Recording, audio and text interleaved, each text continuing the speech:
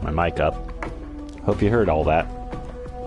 Anyway, as I said, getting around to playing a game that I didn't get around to playing back in the day, Planescape Torment. I always read a lot about this Dungeons and Dragons setting, but I never had a group of players to play in. Back in high school, junior high, when that was a big thing. So let's go ahead and check out this video game version of it. I think it's Beamdog has created this enhanced edition, so they tend to make some changes. I know they made changes to their Baldur's Gate and Baldur's Gate 2 enhanced editions. Hopefully they're not too terrible, and I'll be able to spot them, I'm sure. So anyway, Planescape Torment, here we go. You're the Nameless One, a hulking figure covered in scars and tattoos collected over the course of countless lives, none of which you can remember, but are now coming back to haunt you. You awaken in a mortuary, surrounded by the dead, and embark on an adventure from the dirty streets of Sigil into the depths of hell itself.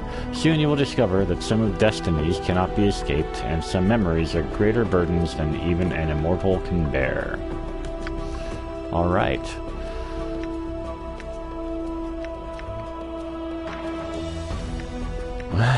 Okay, the options menu is called Alter Senses, so let's check it out. Okay, usual stuff. The Abyss is back.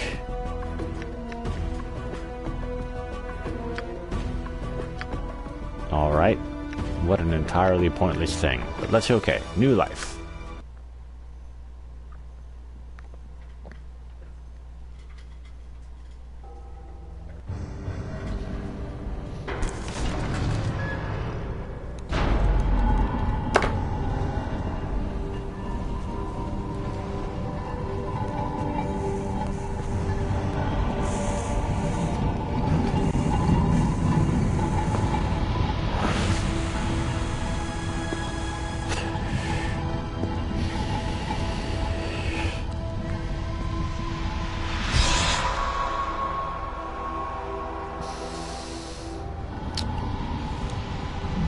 This would have been really intense in the 90s, folks. Holy shit, look at that.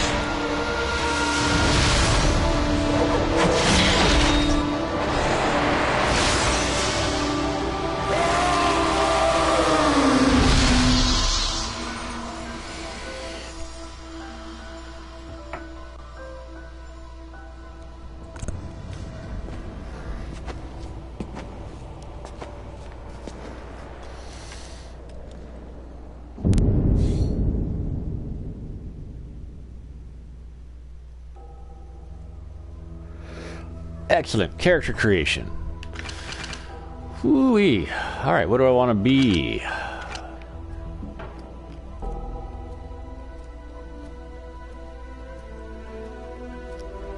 Looks like I'm not picking a character class. Okay. So let's give him 18 intelligence. That'll open up some dialogue options. There.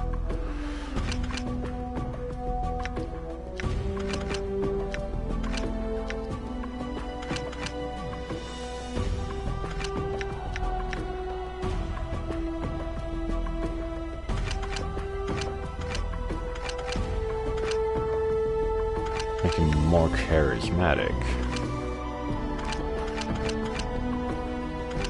Yep. Definitely making a wizard. I just want to have decent charisma so that I can have all the dialogue options. Okay, that looks good.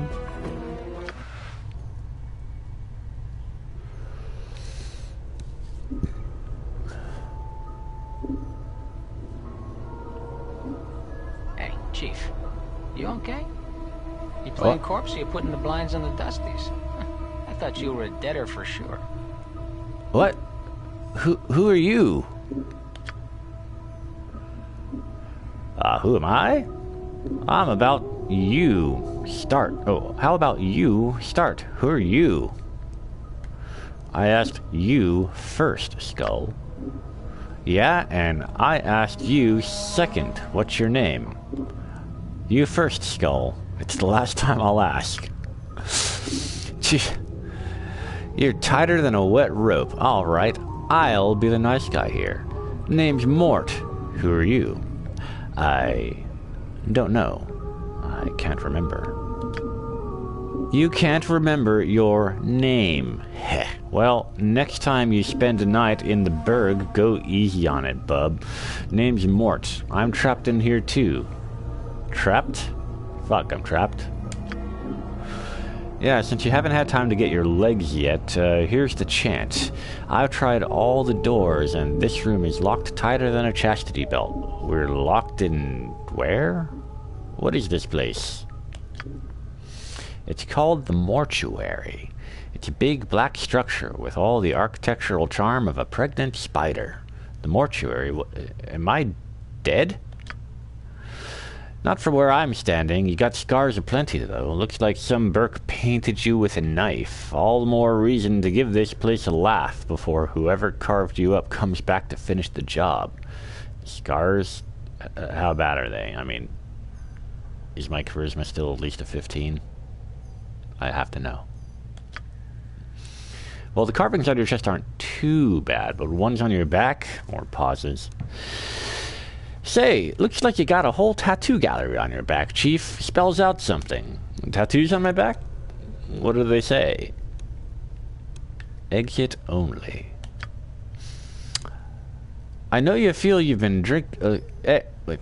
It looks like directions. Mort clears his throat.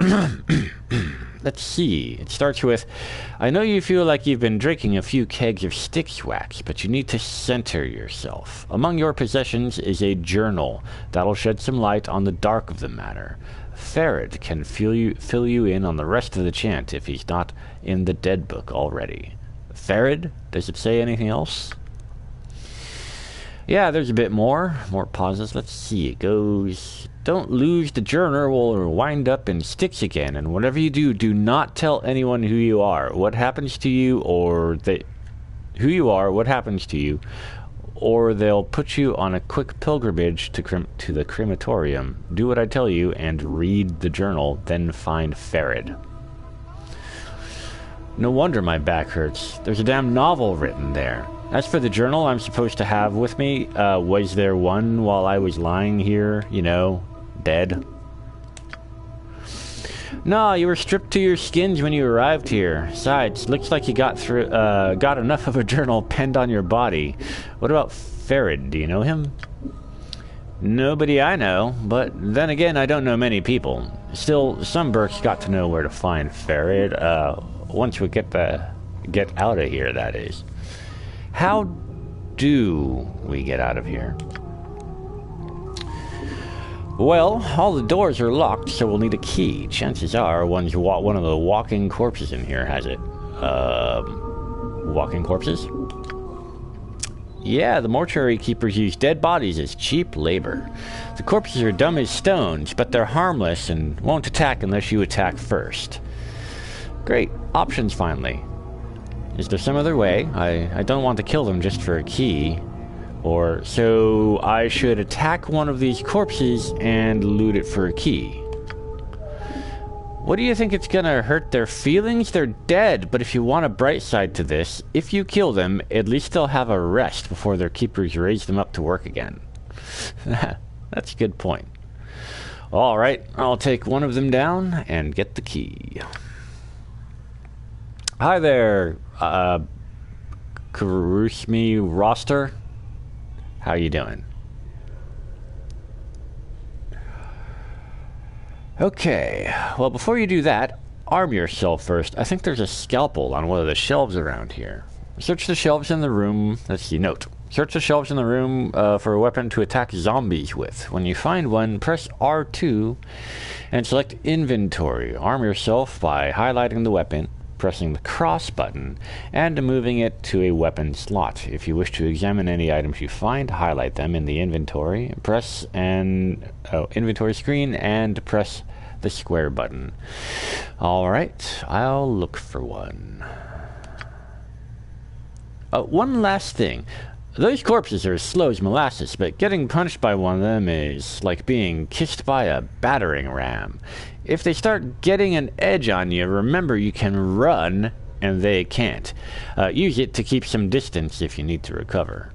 Note, your movement speed is based on how far you push the left stick in any direction. If you are in danger of dying, use the running to keep your distance from the zombies while you recover. Alright, Skull, thank you for the advice.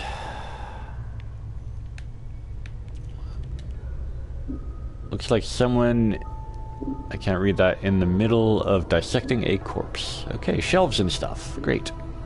Done. Bandages, I'm sure I'll have need of those. Store is locked. You will need a key. More, oh, bandages, ooh, and a scalpel. Okay. Now, it wouldn't be my first choice of weapon for killing a zombie. I mean, like, I guess it depends on your zombie rules.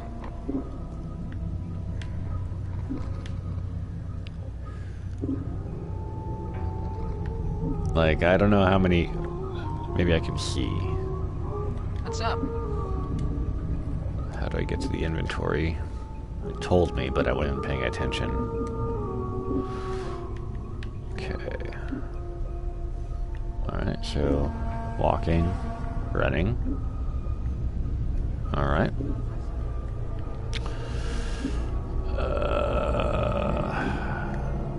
Okay, that zooms a little bit. Bear with me, spectators. What's this? A system of rails running through the whole room. It looks like the slabs in the room can be moved around on these rails.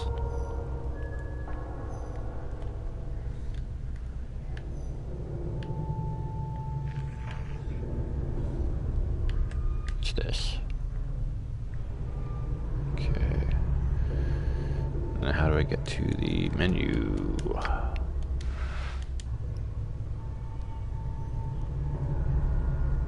Oh, okay, so that highlights some stuff. Oh, here we go.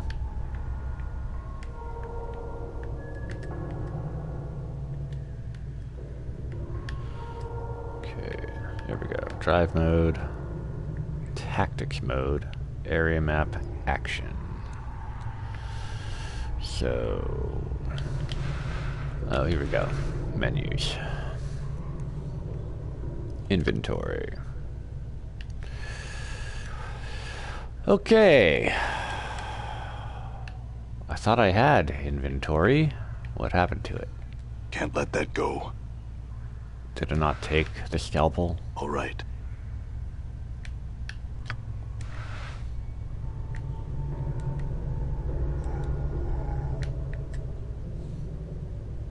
Oh, on the ground? Why are these on the ground?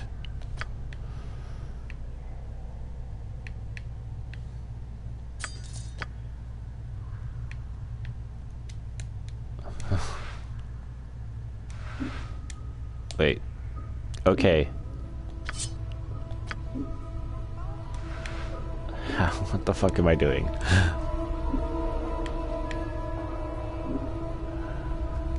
Alright, you found a scalpel. Now get those corpses and don't worry, I'll stay back and provide valuable tactical advice. Maybe you could help me, Morty. Or, alright. Nah, Skull can help. I will be helping you. Good advice is hard to come by. I mean, help attacking the corpse. Me? I'm a romantic, not a soldier. I'd just get in the way. When I attack the corpse, you better be right there with me, or you'll be the next thing that I plunge the scalpel in. Or, alright then. You know what? Alright then. Time to introduce these corpses to a second death then. Let's go. Okay, so... Yeah. Huh? Sure, why not? Oh. There we go. All right.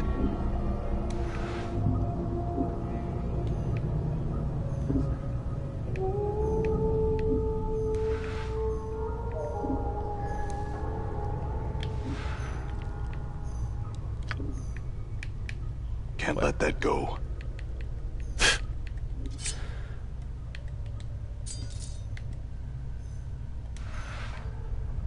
Great. Zombie worker. You. This corpse stops and stares blankly at you as you approach. The number 782 is carved into his forehead, and his lips have been stitched closed. The faint smell of formaldehyde emanates from the body. I'm looking for a key. Do you happen to have one? Examine the corpse to see if it's carrying a key. It's been great talking to you. Farewell. Leave the corpse in peace. I'm going to examine the corpse to see if it's carrying a key. This corpse looks like the one with the key. It is holding it tightly in its left hand, its thumb and forefinger locked around it in a death grip. It looks like you'll need to hack the corpse's hand off to free the key.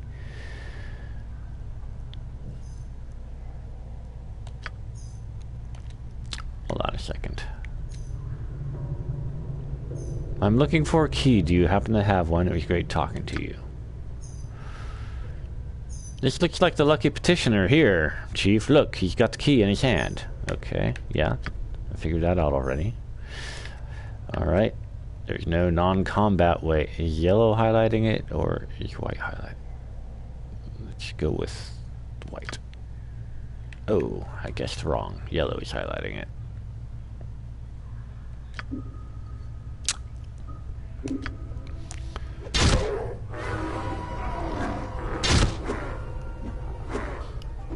Die. All right, that was easy.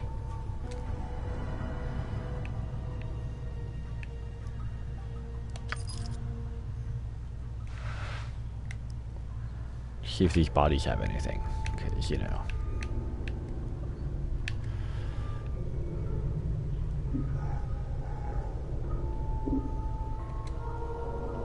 A bloody cloth covers the remains of a corpse. The stench rising from the body is almost unbearable. The corpse looks like someone turned it inside out. The table has peeled the skin off of the forehead to give direct access to the skull. Looks like someone is in the middle of dissecting a corpse. Actually, I looked at that one already. These barrels contain murky liquid. It smells like a cross between vinegar and formaldehyde. Ooh, what's this? Hold on. There it is. Pressure key.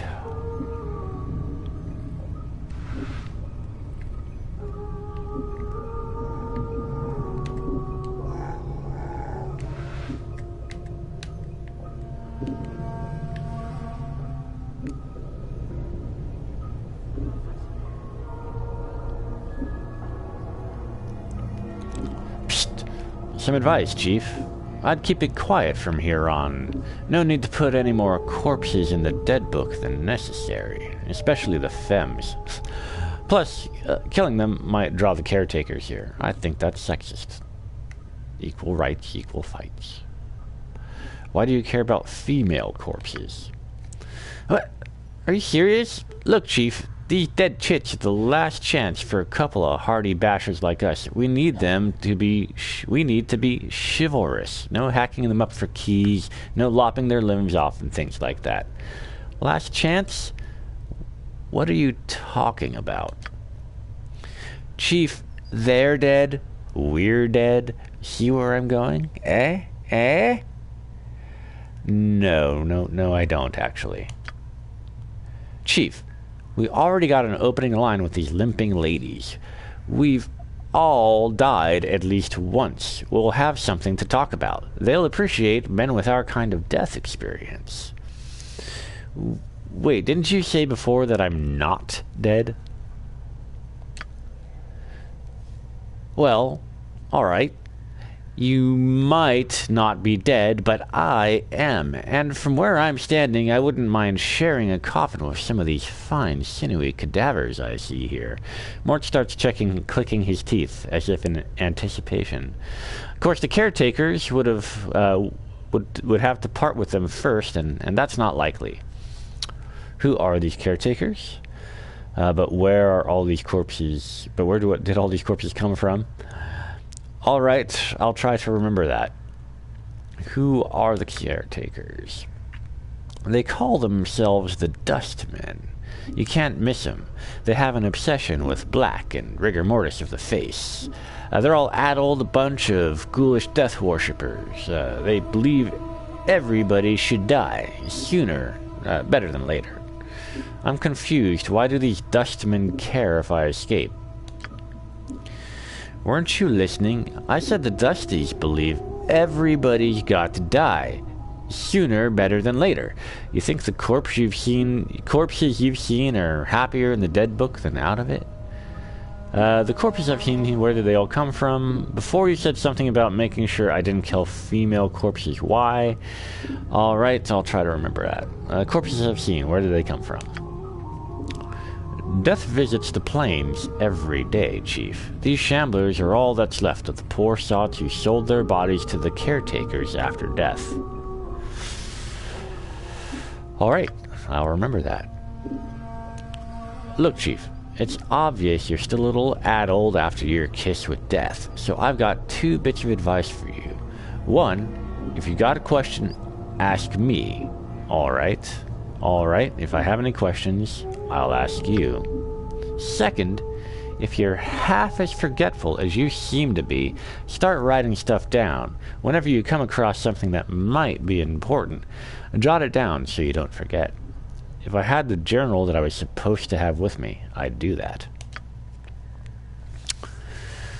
Start a new one then, Chief. No loss. There's plenty of parchment and ink around here to last you. Alright. Couldn't hurt. I'll make a new one. Use it to keep track of your movements. If you ever start to get cloudy on important things like who you are, or more importantly, who I am, use it to refresh your memory. Alright, got it? Let's go. My journal. I've updated my journal. What? What's up, Chief? How do I select both characters? Oh well.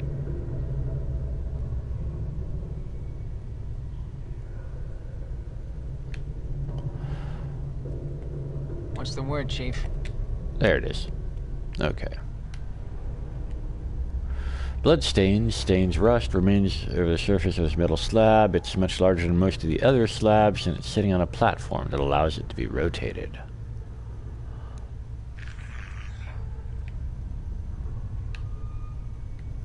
I can't even tell which zombies are female zombies. This one, I guess? Yep. The left side of this woman's face looks as if it was caved in with a club, and her flesh sags in bruised, swollen clumps over her ruined skull. The number 626 has been stitched into the corpse's right cheek, just below the eye. Nasty wound you got there. Nice talking to you. Leave the corpse in peace. Corpse continues to stare at you with its one good eye. Farewell then. Psst! You see the way she was looking at me, huh? You see that? The way she was following the curve of my occipital bone?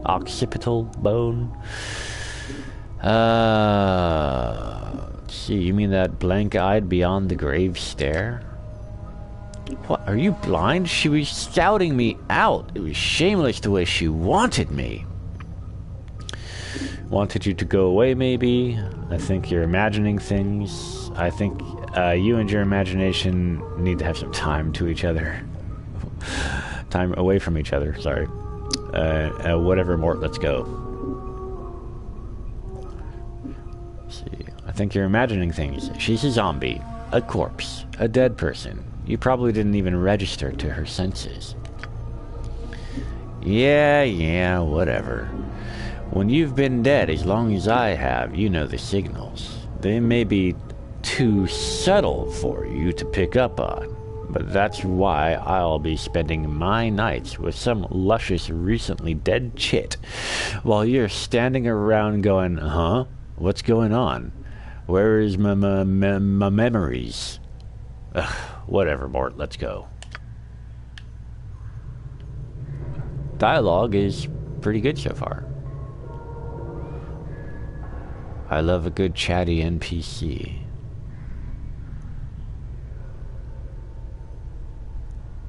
I'm gone.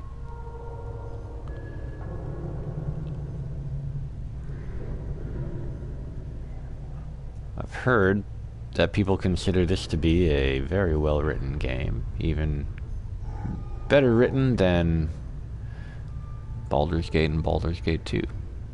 We'll find that out. Those are some tough shoes to fill. Doll. Zombie workers.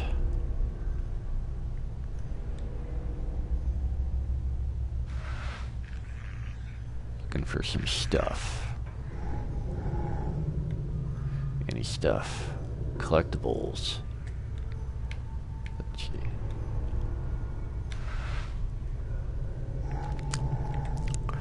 I need more beer for this episode, because I'm doing a lot of talking. Hold on.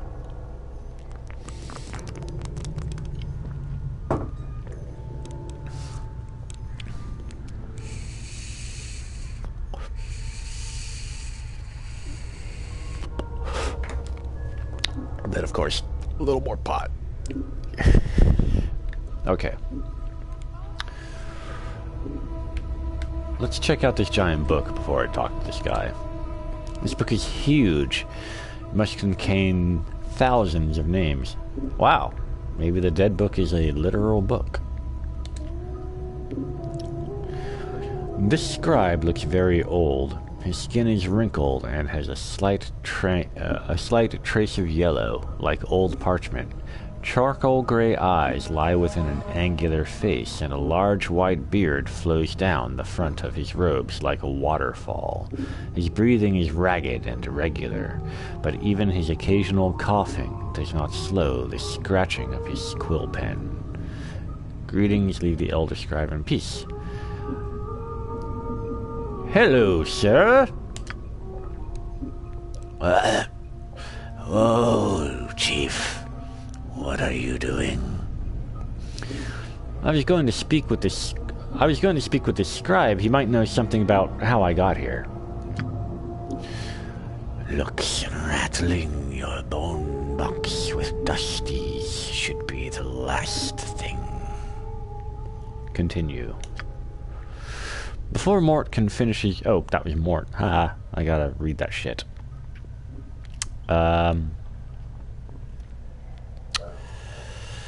Okay, before Mort can finish his rant, the scribe begins coughing violently. After a moment or two, the coughing spell dies down, and the scribe's breathing resumes its ragged wheeze.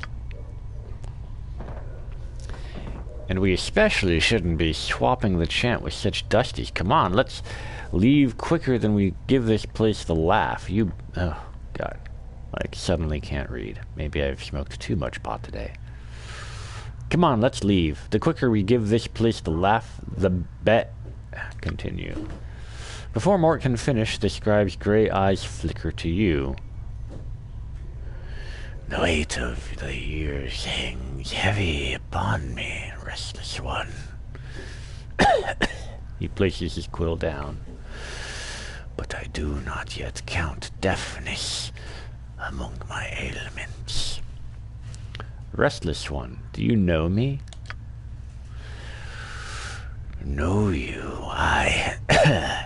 There's a trace of bitterness in the scribe's voice as he speaks. I have never known you, restless one, no more than you have known yourself. He's silent for a moment. For you have forgotten, have you not? Who are you? As always, the question and the wrong question is always... He bows slightly, but the movement suddenly sends him into a bout of coughing.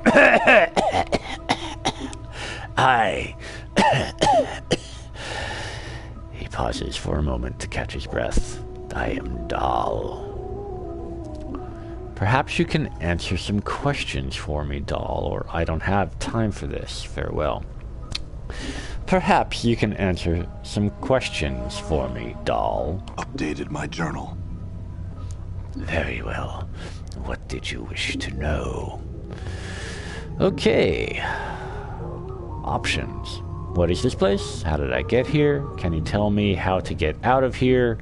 Do you know who I am? What do you do here? You sound ill. Are you not well? Nothing, farewell. How did I get here? Sounds good. Dahl snorts in contempt as he finds the memory repugnant. Your moldy chariot ferried you to the mortuary, Restless One. You would think you were royalty based on the number of loyal subjects that lay stinking and festering upon the cart that carried you. I arrived on a cart. Tell me more about the mortuary. I had some questions. I arrived on a cart. Updated my journal. Yes. Your body was somewhere in the middle of the heap, sharing its fluids with the rest of the mountain of corpses. Dahl vicks into another violent fit of coughing, finally catching his breath a minute later. Your seneschal, Farid, was always pleased to accept a few moldy coppers to dump the lot of you at the mortuary gate. Who is Farid? Tell me more about the mortuary. Who is Farid? He is the collector of the dead. Dahl draws a ragged breath, and then continues. We have such people in our city that scavenge the bodies of those that have walked the path of true death and bring them to us so that they may be interred properly. Where can I find this Farid? Tell me more about the mortuary. I see you had some. I had some other questions. Where can I find Farid? If events persist as they have, Restless One, you have a much greater chance of Farid finding you and bringing you to us again before you find whatever ooze puddle he wallows in at this time. Nevertheless, I must find him. Tell me more about the mortuary. Additional questions. I have the feeling our paths will cross. Farewell, Dahl. Let's go ask some other questions.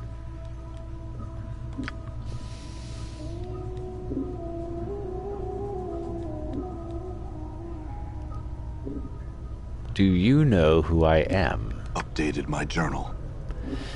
I know scant little of you, Restless One. I know little more of those that have journeyed with you and who now lie in our keeping. Dahl sighs. I ask that you no longer ask others to join with you, Restless One. Where you walk, so walks misery. Let your burden be your own. There are others who have journeyed with me, and they are here? Updated my journal. Do you not know the woman's corpse interred in the memorial hall below? I had thought that she had traveled with you in the past. Dahl looks like he's about to start coughing again and then catches his breath. Am I mistaken? I know nothing about her. You said there were others. Who else is here? Dahl makes no response to this. He simply stares at you in silence. Where can I find her? Before he said there were others interred. Where are they? I betcha that all the zombies with numbers on them, I probably killed thousands of people over multiple lifetimes and not known it. According to the spoiler in the description for the game. and what scant things I've heard online. Okay. Let's go find this person that I journeyed with. The Northwest Memorial Hall. Sorry, my voices are running out. Northwest Memorial Hall on the floor below us. Check the beers there. Her name should be on one of the memorial plaques. Mayhaps you will revive your memory. I don't know. I don't recall ever traveling with a woman. You said there were others. Who else is here? Doubtless there are, but I know not their names or where they lie. One such as you has left a path many have walked, and few have survived. Dull gestures around you. All dead come here. Some must have traveled with you once. I find no fault in your reasoning. I will look for them then. Maybe they will spark a memory.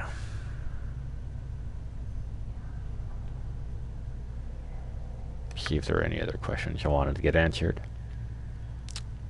How do I get out of here? The front gate is the most obvious exit, but they would not let anyone other than dustmen pass. Doll breaks into a ragged cough and then continues.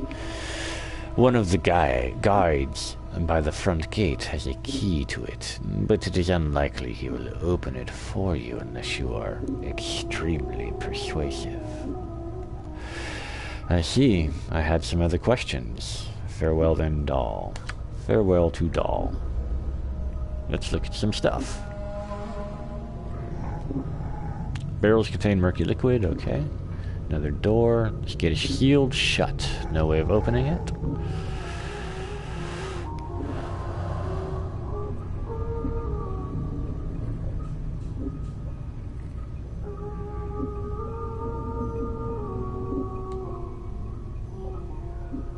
This huge corpse is standing silently in the corner of the room, facing the wall. He looks to have been a heavyset man in his early years, and judging by the condition of the body, he died only recently. The freshly stitched number on his forehead reads 1664.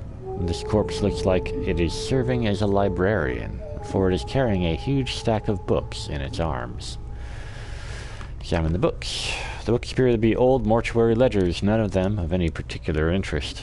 As you search through the texts, however, you notice loose pages folded between two of the books, and you are suddenly struck with the feeling that someone tucked it there to hide it. Take the pages. The page doesn't look like it belongs with the ledgers. It looks like it belongs in a logbook. The tear is clean, as if with a knife, so you suspect the page was removed on purpose. Read through it. You take a moment to read through the page. It's a list of dead bodies brought to the mortuary and logged in the receiving room. All the entries appear to be recent arrivals. Note: to read notes, books, or scrolls, place them in your inventory, then highlight them and press the square button to bring up the information panel. Take the page with you and leave.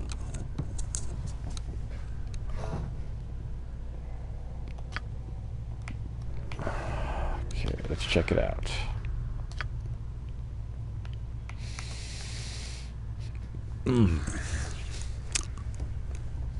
Hold on.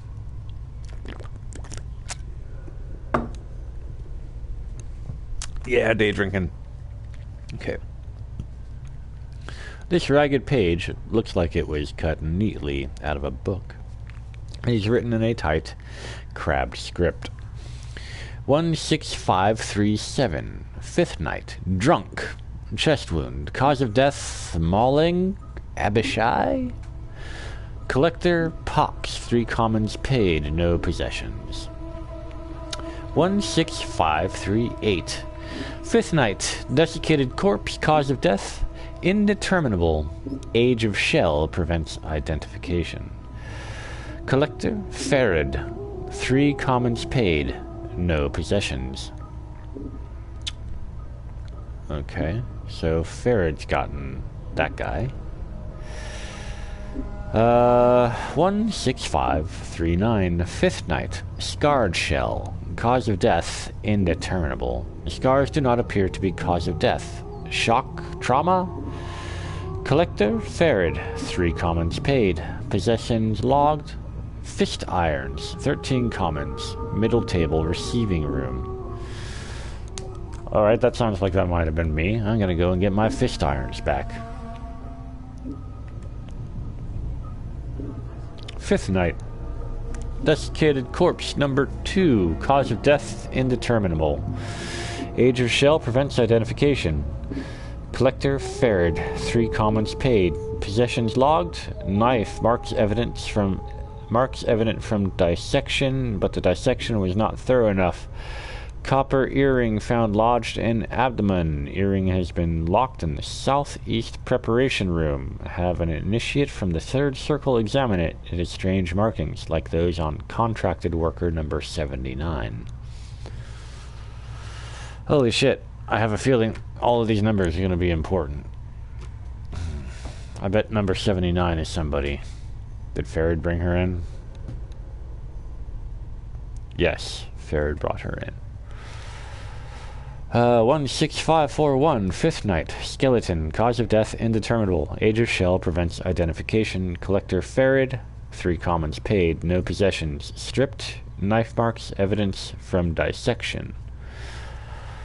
As with previous entries, these shells Ferret has brought also show signs of having been prepared. I have asked that Initiate Emmerich launch an investigation into the matter. Furthermore, entry 16542 is one of Ferret's gang. I have seen the individual before. I would ask Emmerich to pay heed to how the man died.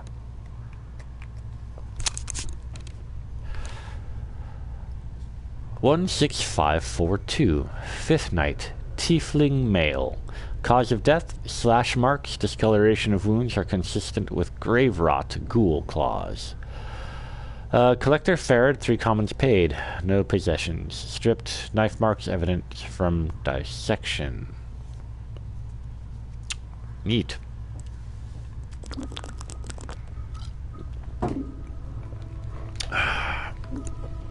Okay. Oh, what's this? Eyeball. Don't want to part with that. Eyes cannot be removed, only switched. Good to know.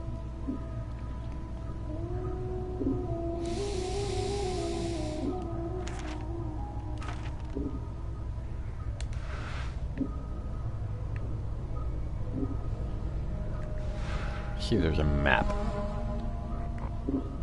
No, there's a map. There's gotta be a map. Where is it? Okay, that's hotkeys. There's map.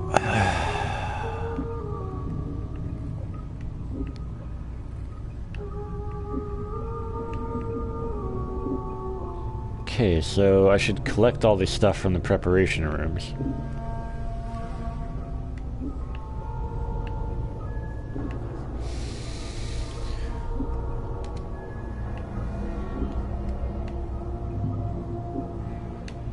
Just examine all the tables.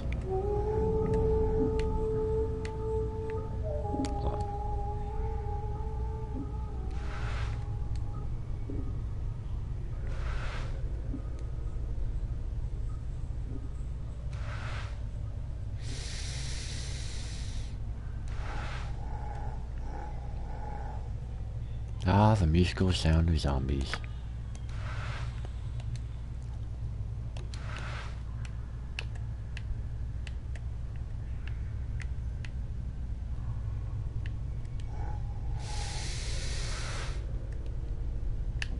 Don't want to talk to zombie worker.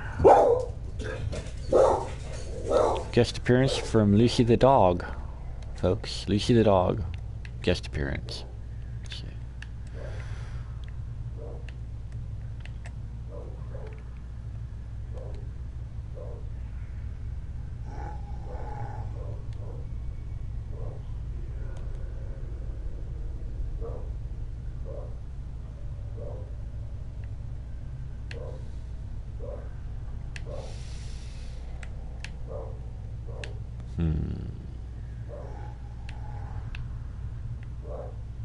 I bet there's tons of shit on these zombies if I examine them. I don't know how completionist I want to be on this run through, though. I kind of want to get to a plot point. Let's see.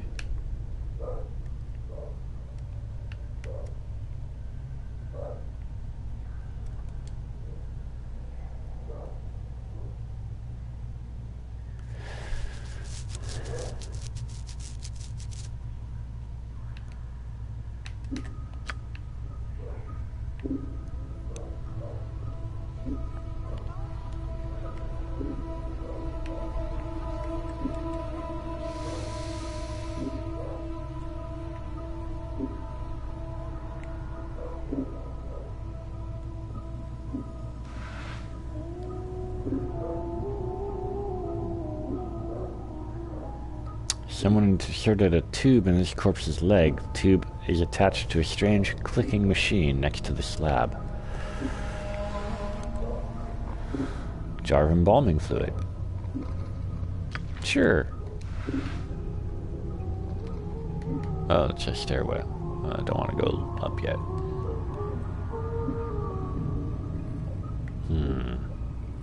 Locked.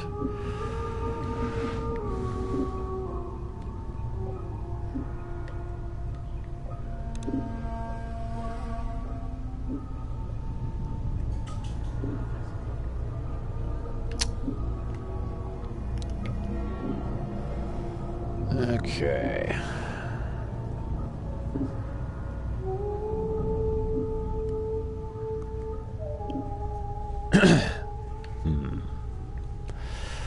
Let me have another quick look at that note so I can see which areas to focus on.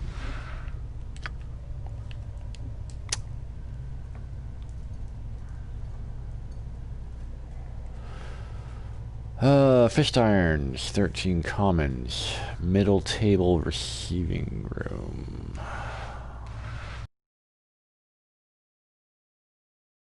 The receiving room.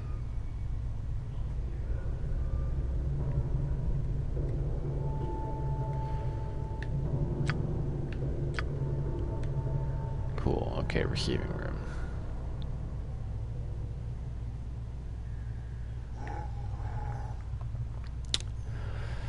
For a game that was intended to be played with a keyboard and mouse, it feels okay so far.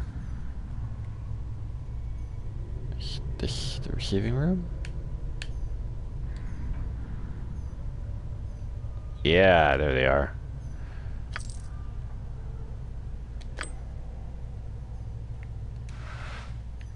Pretty sure those are mine. Room logbook. Yeah, I'll take that.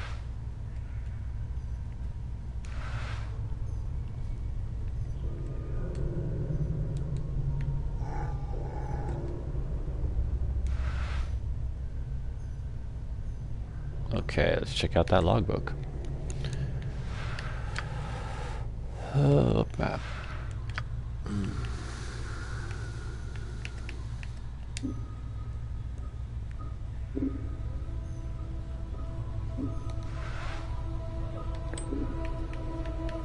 This does how much? 2 to 4 crushing. 1 to 3 piercing.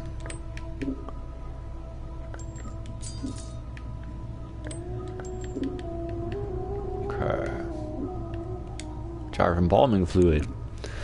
This is a sealed jar of embalming fluid. It is used as a preservative for dead bodies. As an added benefit, the smell of the fluid is more than sufficient to mask the smell of any rotting bodies it is used on. The effects are temporary. Special. Plus 2 to 8 hit points, plus 1 armor class. Usable only by the Nameless One and Mort. So I guess I am dead. Good to know. Let's see. The receiving room logbook. This huge logbook lists mortuary procedures in a tight, crabbed script. All shells entering the mortuary are to be delivered to the receiving room and logged with the scribe on duty before being embalmed or cremated.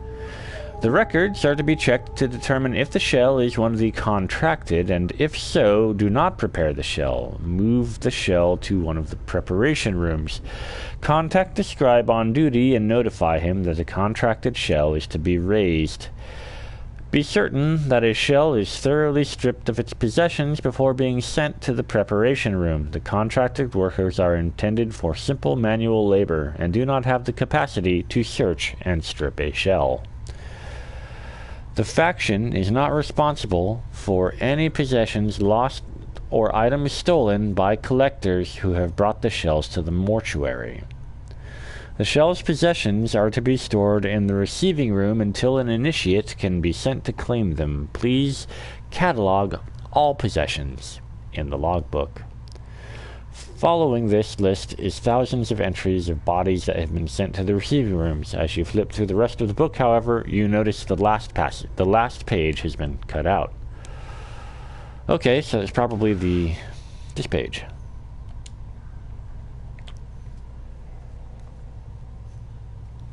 So somebody cut this out and put it on that zombie. Let me go look at that zombie again. For all I know, he's like my dead best friend.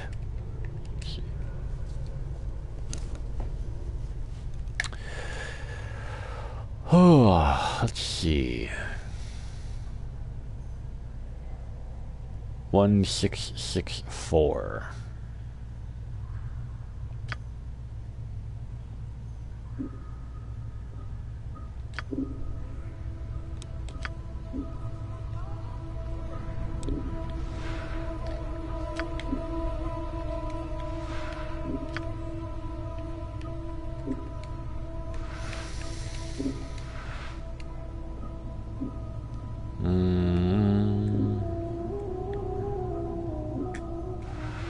Yep, he's not listed. Alright. So let's hit that stairwell going up. Oh, here's a person. Irene. You see a slight young woman with pale features. The sunken flesh around her cheeks and neck makes her appear as if she is starving. She seems intent on dissecting a corpse in front of her, prodding the chest with a finger. Greetings! The woman does not respond. She seems too intent on the body in front of her. As you watch her work, you suddenly notice her hands. Her fingers are talons. They are darting in and out of the corpse's chest cavity like knives, removing organs. I said hello! The woman makes no response. Mort. I think this dusty chit might be a bit short of hearing, Chief. Let's lay off, shall we? What's wrong with her hands? Tap the woman to get her attention. Tap the woman. The woman jumps and whips around to face you. Her eyes are a rotting yellow with small orange dots for pupils. As she sees you, her expression changes from surprise to irritation. She frowns at you. Hi. She doesn't seem to have heard you. She leans forward, squinting, as she can't quite make you out. Whatever is wrong with her eyes must make her terribly nearsighted. You... And she clacks her taloned fingers together, then makes a strange motion with her hands. Find thread and embalming juice. Bring here to Irene. Go. Go now. You've been assigned a quest. Quests are displayed in your diary and the quest portion of the journal. To see all the quests you've been assigned and their status, simply select quests from the journal menu. I had some questions first. And what's wrong with your hands? What's wrong with your hands? My journal. She turns away. She makes no sign that she heard you. Updated my journal. She's a tiefling, Chief. They got a dash of fiend blood running in their veins, usually caused some ancestor there shared knickers with some demon or another. Makes them addled in the head, and usually addled looking, too. Well, I have the embalming fluid, so I may as well give that to her.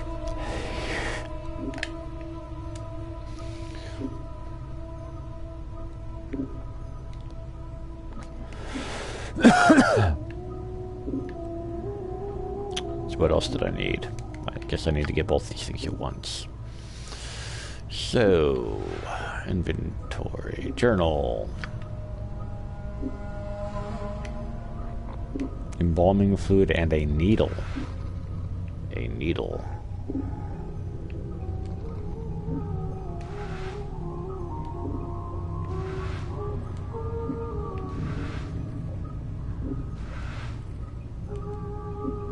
I don't have to get the needle off a zombie.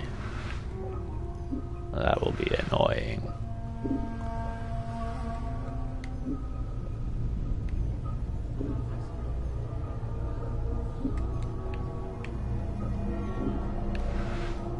Pretty sure I checked all these already. Is there a way through here? Nada.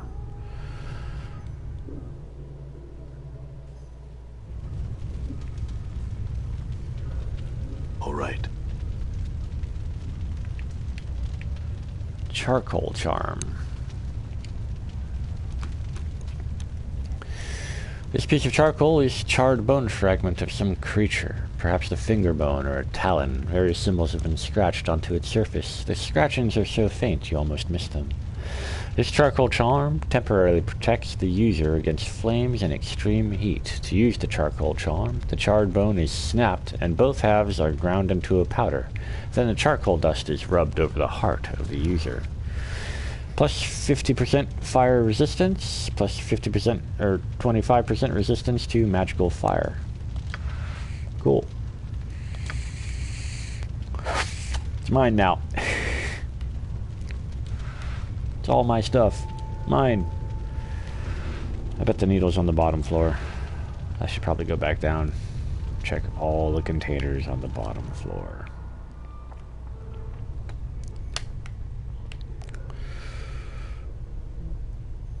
They're probably...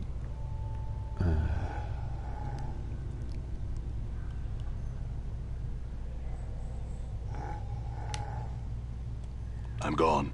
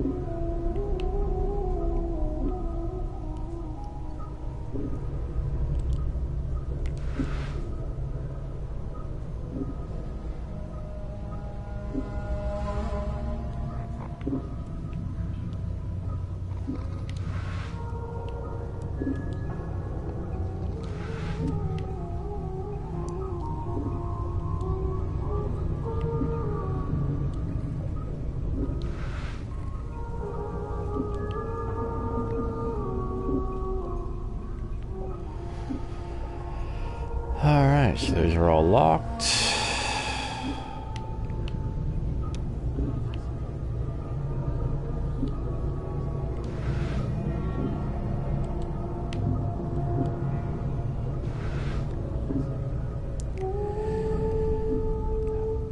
Maybe I should meticulously check every zombie. I probably should.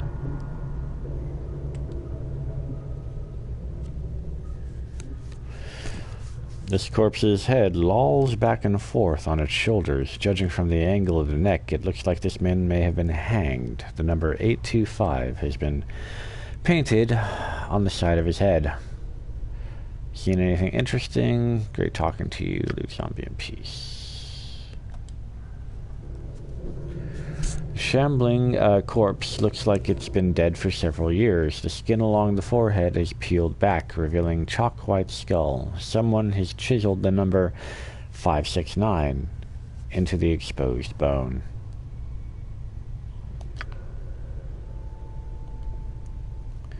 Shambling corpse gazes at you with vacant eyes. Her skin is paper thin, almost wispy. It's like the corpse It's like someone draped a sheet of cobwebs across her frame. The number 594 has been scratched into her forehead with charcoal pencil.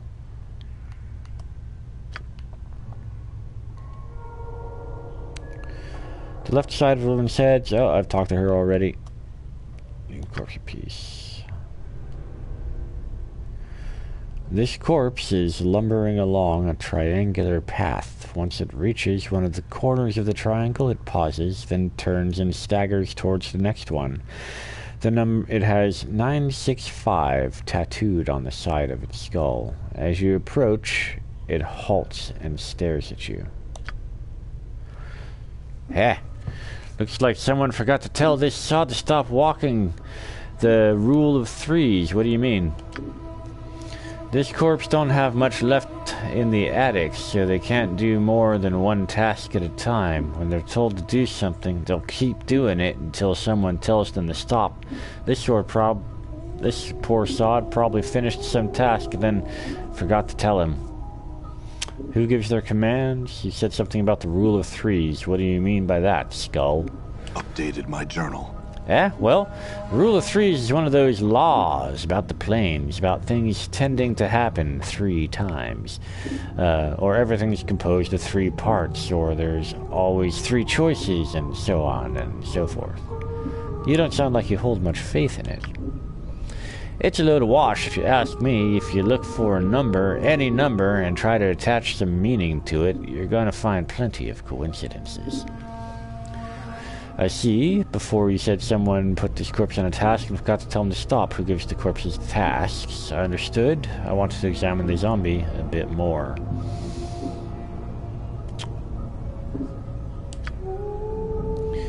The corpse is lumbering along a triangular path once it reaches the corner. Okay, we're back to that. The corpse stares at you blankly. Okay, nothing from that. This corpse is shuffling from slab to slab, bandaging the corpses lying there. The number 396 is carved into its left temple. As his lips are stitched closed, you notice the corpse is carrying a roll of bandages in its hand. The bandages look usable. Continues to try to take the bandages from the zombie. You snake your hand out and take a roll of bandages from the corpse's hand. The corpse doesn't even seem to notice. It continues going through the motions of bandaging bodies.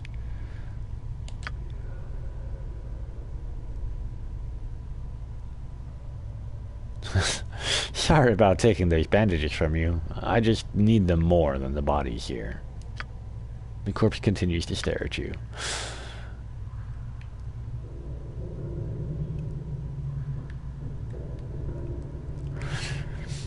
This walking corpse has the number 1094 carved into its forehead. Its mouth has been sewn tightly shut, and a chemical reek of fresh formaldehyde is formidable. It hangs in the air in an overpowering cloud around it. Despite the pallid, sunken features and lifeless, milky eyes, it is clear that this was once a handsome young man. So anything interesting going on? Continues to stare. Okay. This female corpse is making the rounds from slab to slab in the room. Her hair is knotted into a long braid and looped around her neck like a noose. Someone has stenciled the number 1096. Oh, sorry. Misread all of that. This female corpse is making the rounds from slab to slab in the room. Her hair is knotted into a long braid and looped around her neck like a noose. Someone has stenciled the number 1096 onto her forehead, and her hair has been stitched. Her lips have been stitched closed. Nice braid. Leave the corpse. I just want some freaking sewing needles, man.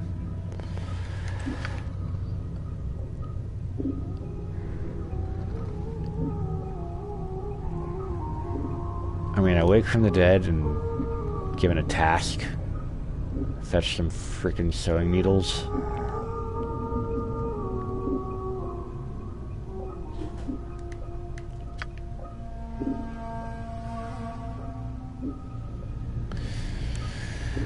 This heavily stitched corpse is shuffling lazily back and forth between two slabs. The number 506 has been stitched onto its forehead, and the side of its neck, and its right arm. In fact, the skin of this peeling corpse has been sewn up with so many stitches that its skin looks like a bizarre street map.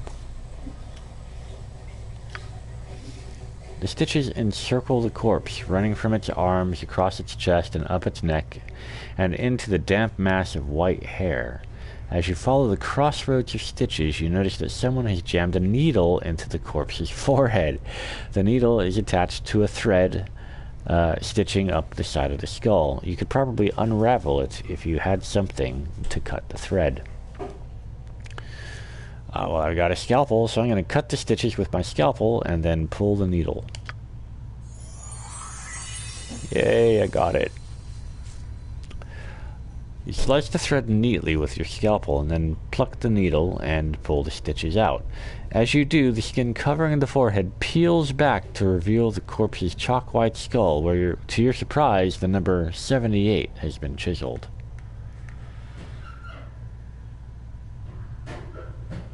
Seems you got two different designations there, corpse. The corpse stares straight ahead, oblivious. Alright, so I got my needles and shit.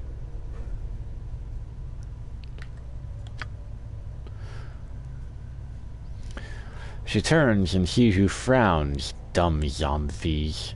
She clacks her taloned fingers together immediately and then makes a stitching motion with her fingers. Find thread and embalming fluid.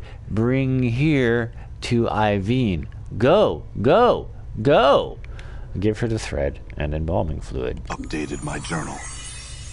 Without missing a beat, Iveen snaps the thread from your hands and hooks it around one of her talons, then begins sewing up the corpse's chest. She then takes the embalming fluid and begins to apply a layer to the corpse. I'll wait. Within minutes, she is finished. She clicks her talons and turns to face you. To your surprise, she extends her hand and drags her talons along your arms and chest.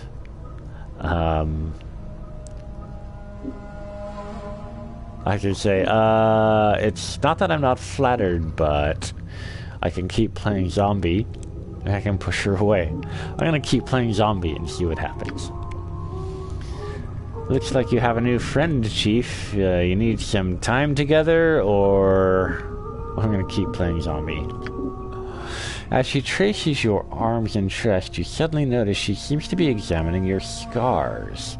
She withdraws her talons and clicks them twice, then bends forward and examines some of the tattoos on your chest.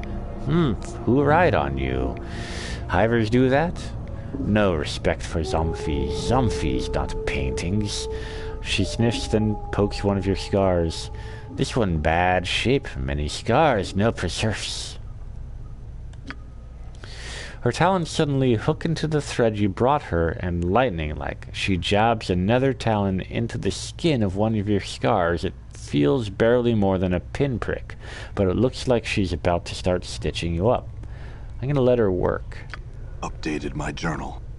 Awesome! Max HP increased by 1. Fuck yeah. The sensation is curiously painless as Iveen stitches up your scars. When she is done, she sniffs you, frowns, and then stabs her fingers into the embalming fluid. Within minutes, she has dabbed your body with the fluid, and strangely enough, it makes you feel better. Let her work. This may be the second time in my life I'm thankful I don't have a nose. Iveen puts the last touches on your body and gives another sniff and nods, then makes a shooing motion with her talons. Done! Go, go. Leave. Okay, that was worthwhile. I got an extra hit point, some experience points. That was good. Right, let's go upstairs then. Check out Mortuary Level 2.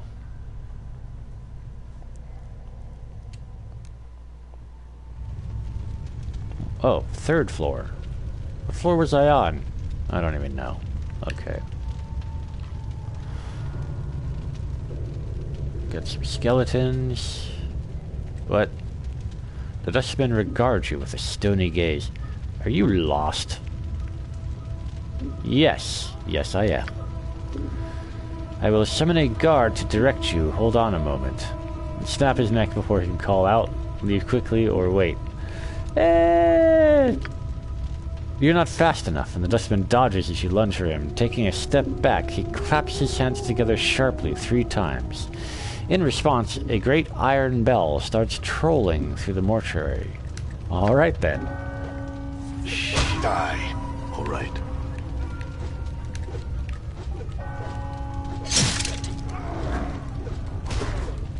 Die. Did you see that?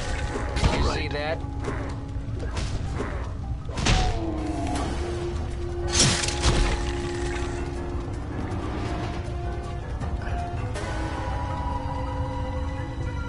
One needle and... Oh, my God. Okay.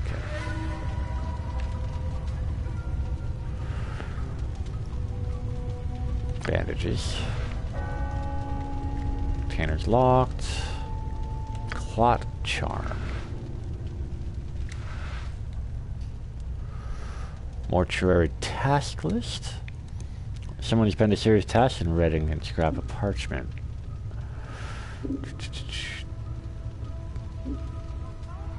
Okay, yeah, I'll take that and read it later when I'm not being, like, pursued. Oh.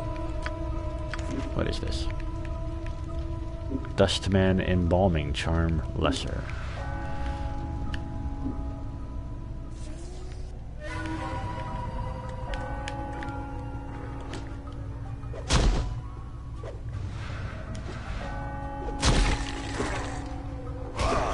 Damn.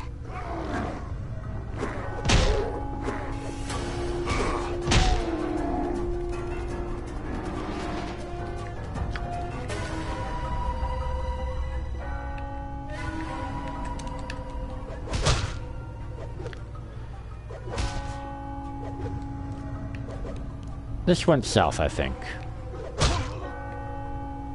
But at least I'm getting experience points. And stuff. Dustman robes, bronze ring, jagged knife, mortuary reminder message. Roll the piece of parchment. It appears to be some sort of message the skeleton in the mortuary was supposed to deliver. This is the 3rd and last request for the pry bar. If it has been misplaced, tell me, and I shall go to the hive market and purchase another one. I have no objection to maintaining the contracted workers, but I've been trying to repair the skeletons, and the bolts are wedged in so tight I can't get them out. Also, some of the locks on the storage cabinets on the 3rd floor have become stuck again due to heat, and I need a pry bar to snap them open as well. If the pry bar is indeed lost, I will see about procuring the services of a locksmith and having the cabinet locks replaced. Your aid in this matter would be appreciated. An unreadable signature has been scrawled beneath. Wooden club, I'll take that. Jagged knife, definitely want a jagged knife. Don't need the reminder message, really.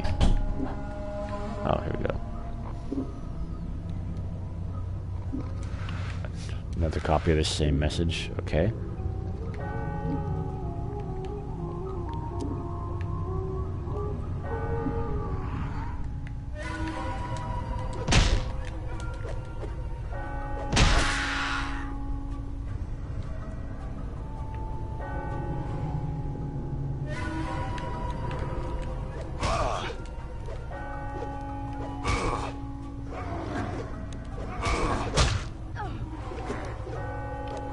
Damn.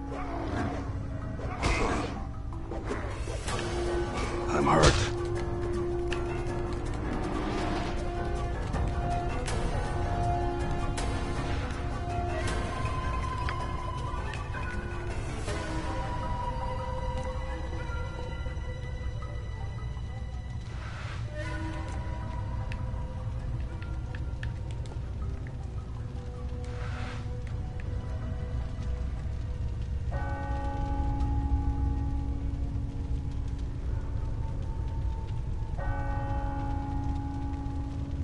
Okay, how do I use it though?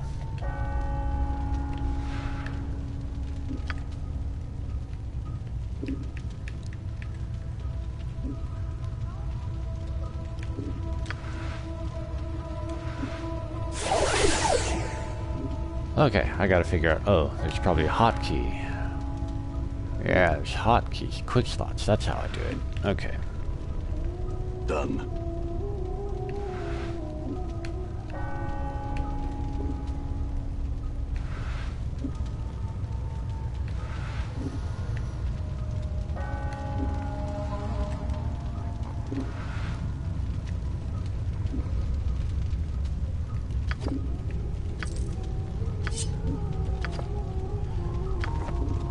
Dirty rat charm.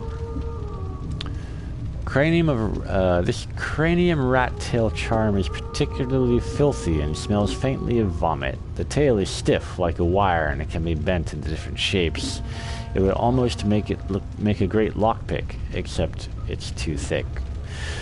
When this rank charm is consumed, the user temporarily becomes much stealthier and shiftier, giving them greater chances of success with hiding in shadows and picking pockets. People viewing the charmed individual will detect something unsavory about him, however, reducing first impressions accordingly. This unsavoriness will last only as long as the charm is in effect. Neat. Alright, I'll take it.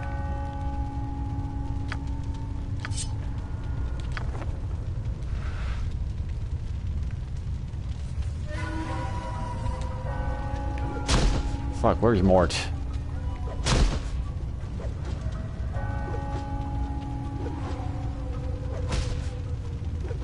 Shit.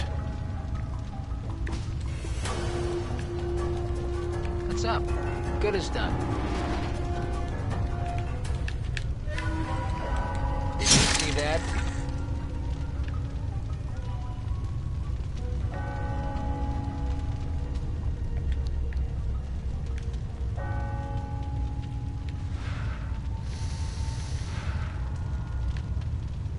Okay, inventory.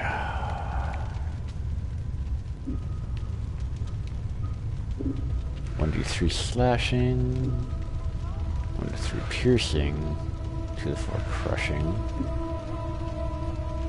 1d6 crushing. There we go. That's the one I need.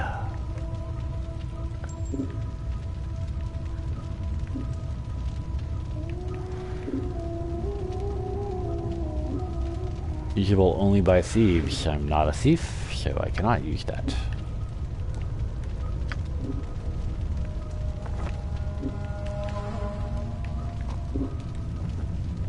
There we go. A little less naked now.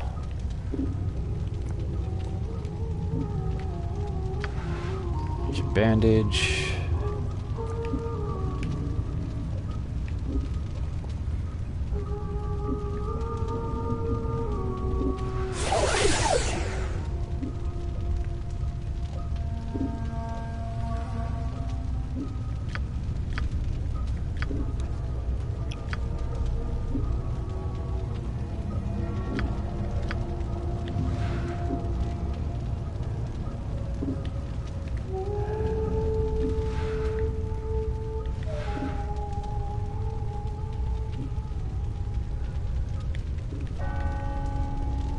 Why am I slow? I'm gone.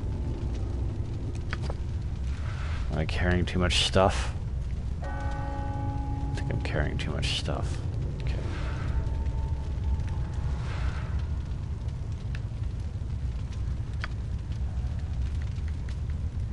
No. 33 out of 70 pounds. Why am I not running now?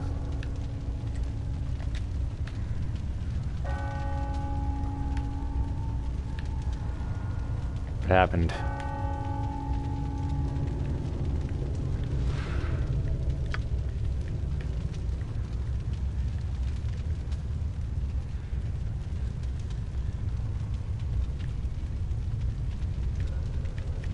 What did I change?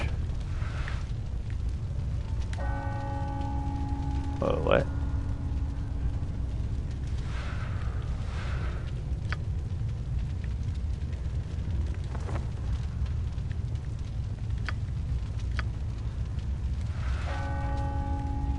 Okay, so I can't tell if I'm bugged or something. Ugh.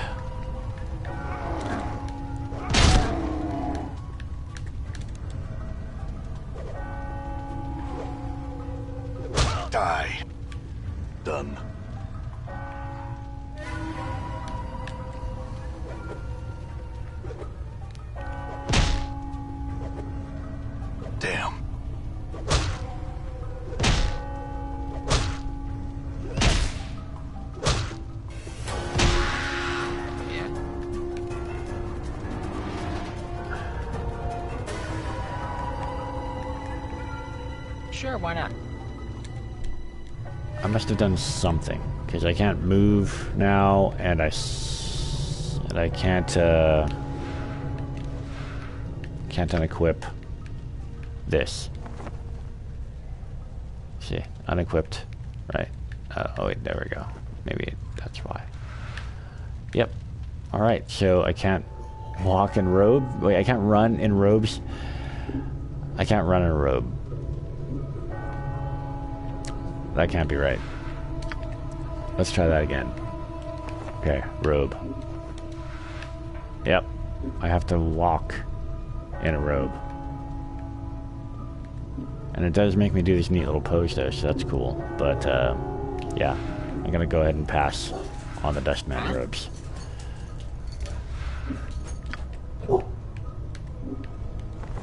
I'll sell them or something.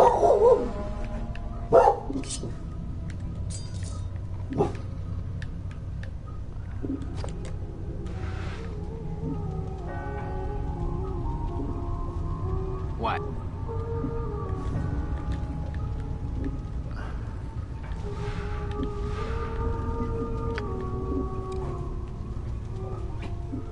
Shit, where's bandages? Oh, there they are.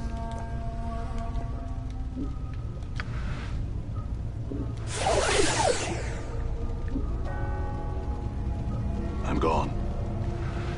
Okay, back on track.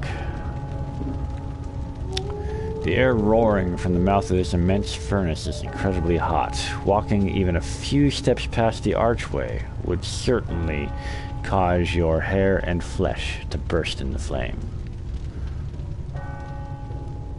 Wouldn't want that. That sounds bad.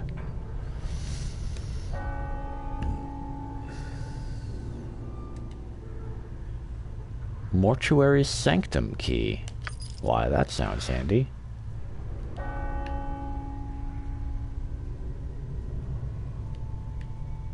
Wonder if that opens up the doors downstairs. Is this where I came up?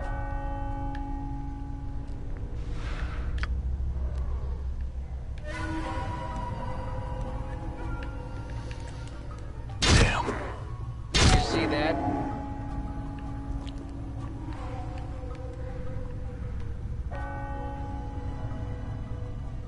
What's this? Mortuary message. Okay, so this is where I came up before. So let's go downstairs. See if this key opens up the locked parts that I couldn't get to before. Oh, great. Well, at least I'm getting experience points.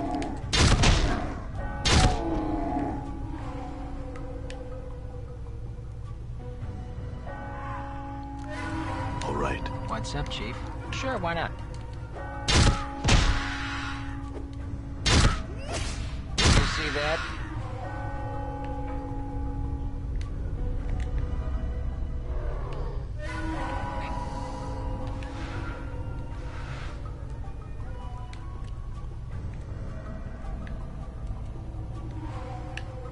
What's the word, Chief?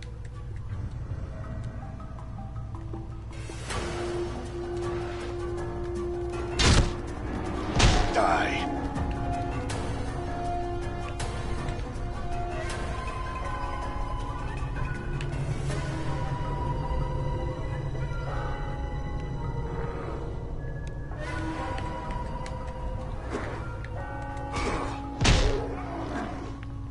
I'm hurt.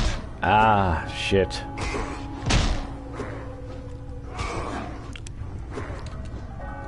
What's up? Help.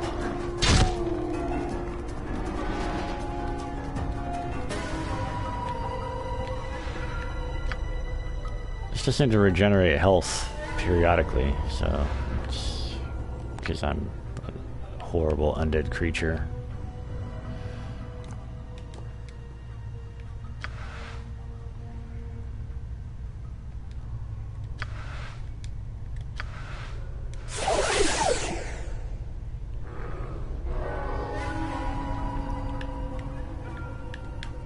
Yeah?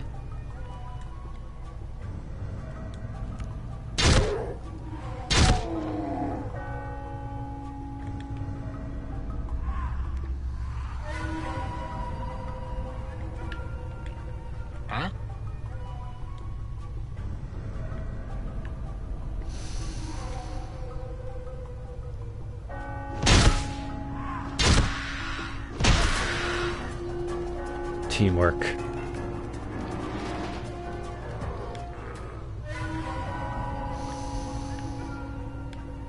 Had to wake up from the What? dead in a place like this.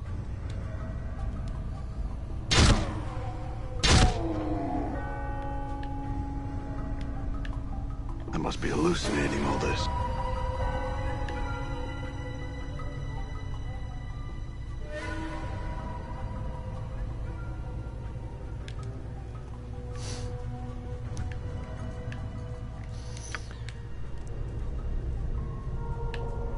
Alright.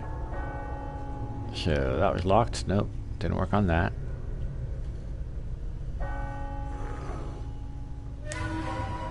One foot in the What's that, grave, Chief? the other in hell. I wonder what it was I said that made death reject me. You see that? Alright, I think I kind of like these guys.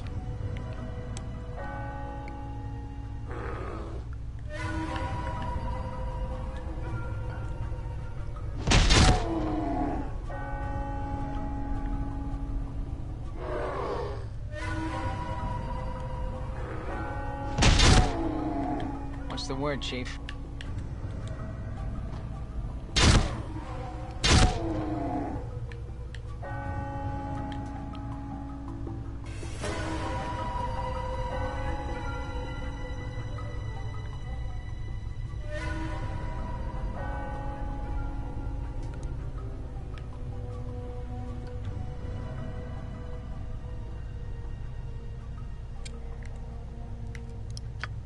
Huh. That corpse is non-hostile. So, makes me wonder if that's special. Maybe it'll be important later. I could have sworn... Ah, here it is. All right.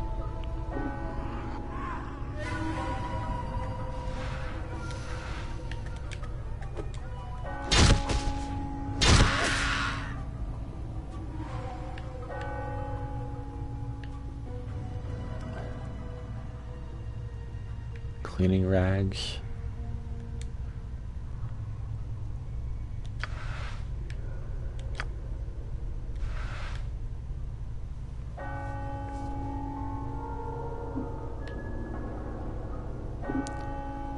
So I had to get a key for 2 bandages and some cleaning rags.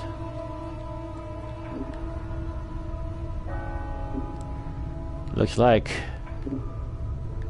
Ow.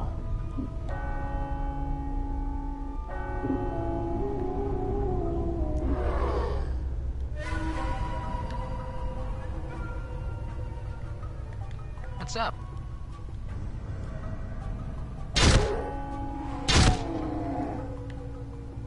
Yeah? Okay. I'm gone.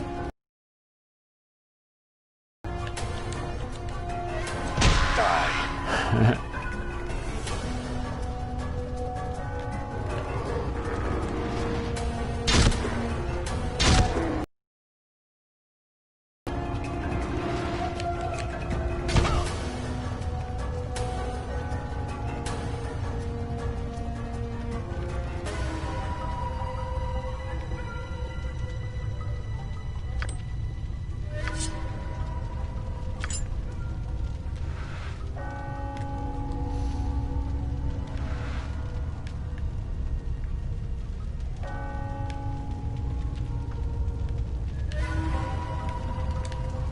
Did you see that?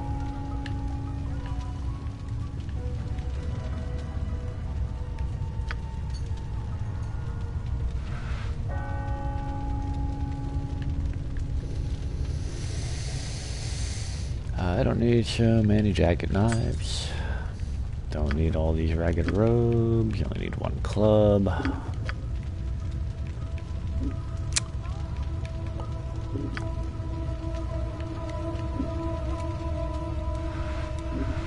Okay.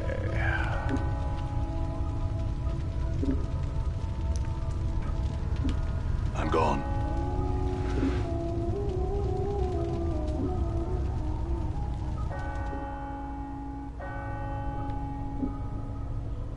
Okay, so now I'm back here.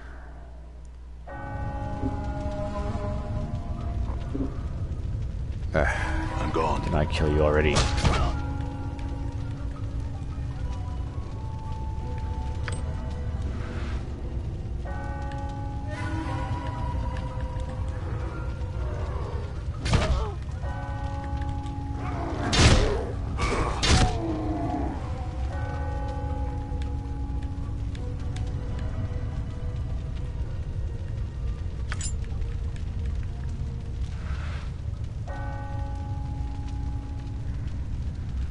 Be exit somewhere.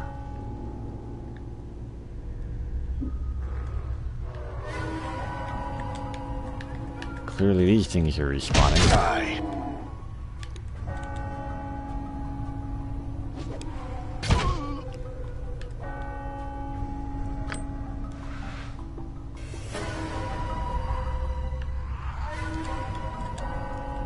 You see that? All right. Junk.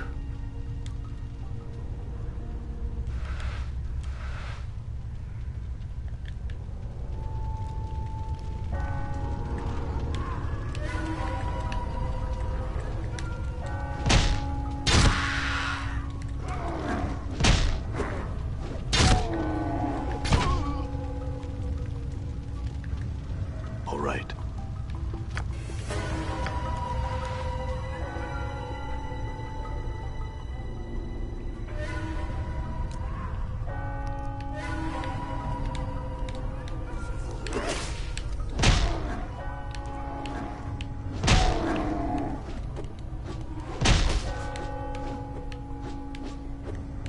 Huh? I'm gone.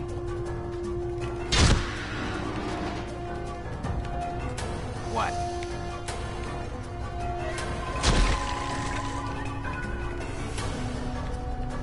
Done. Teamwork. Iron Prybar.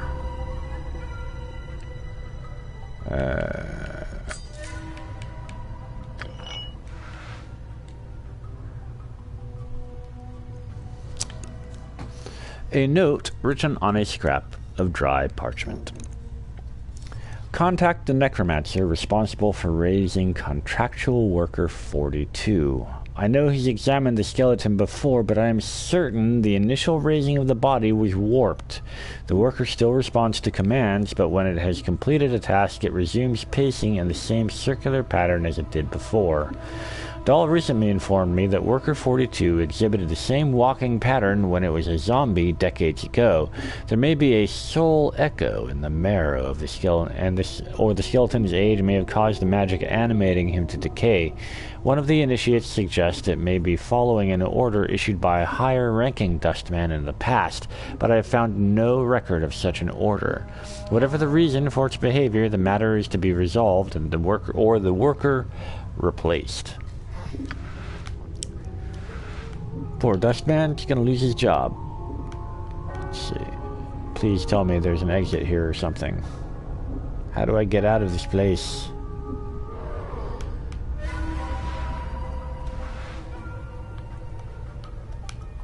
What's up, Chief?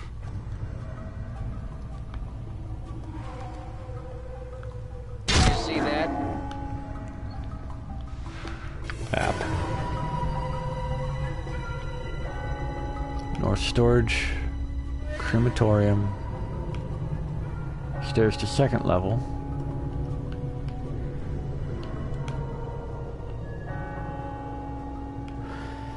Okay, so I guess I have to go down to the first level. I started on the second level. Jeez. What's the word, Chief?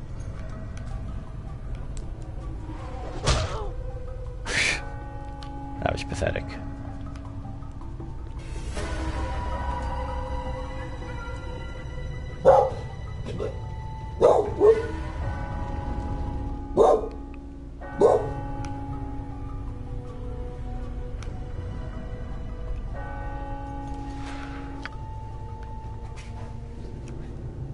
Stairs up or down. I see.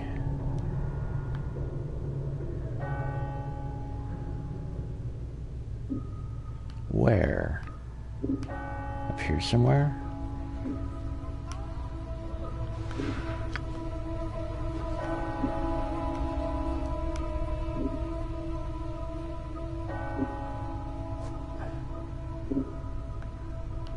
Wait, what's this? I'm gone.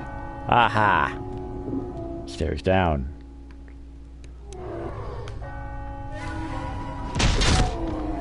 I'm gone.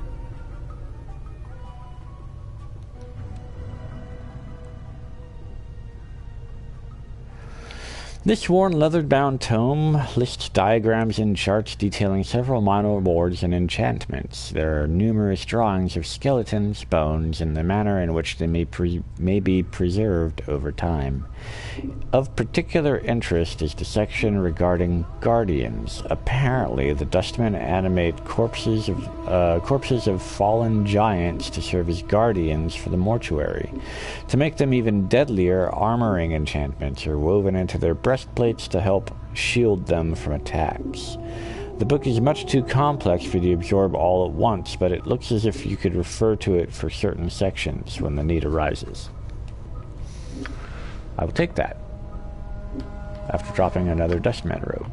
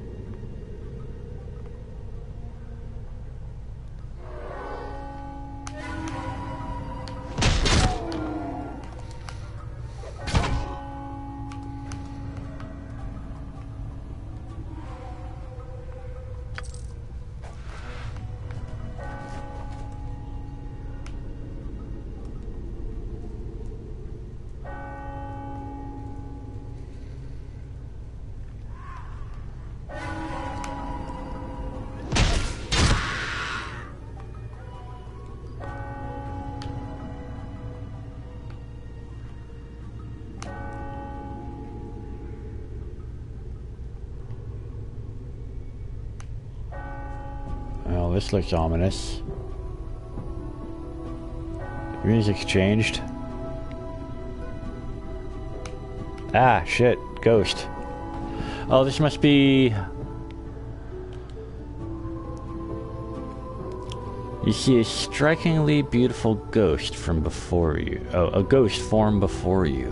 Her arms are crossed and her eyes are closed. She has long, flowing hair, and her gown seems stirred by some ethereal breeze. As you watch, she stirs slightly and her eyes flicker. I'm going to wait. You! What is it that brings you here? Have you come to see firsthand the misery you have wrought? Perhaps in death I still hold some shred of use for you, my love. All right, ex-girlfriend. Her eyes slowly open and she blinks in confusion for a moment, as if uncertain where she is. She looks around, then sees you, her tranquil face suddenly twists into a snarl. Let's see. Who are you? The spirit makes a begging motion with her hands. How can it be that the thieves of the mind continue to steal my name from your memory? Do you not remember me, my love? The ghost stretches out her arms. Think. Her voice becomes desperate again. The name Dayanara must evoke some memory within you. I can lie and say, yes, it does sound familiar.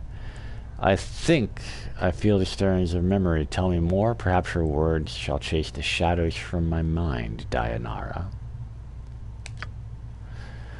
Oh, at last the fates show mercy. Even death cannot chase me from your mind, my love. Do you not see? Your memory shall return. Tell me how I can help you, and I shall.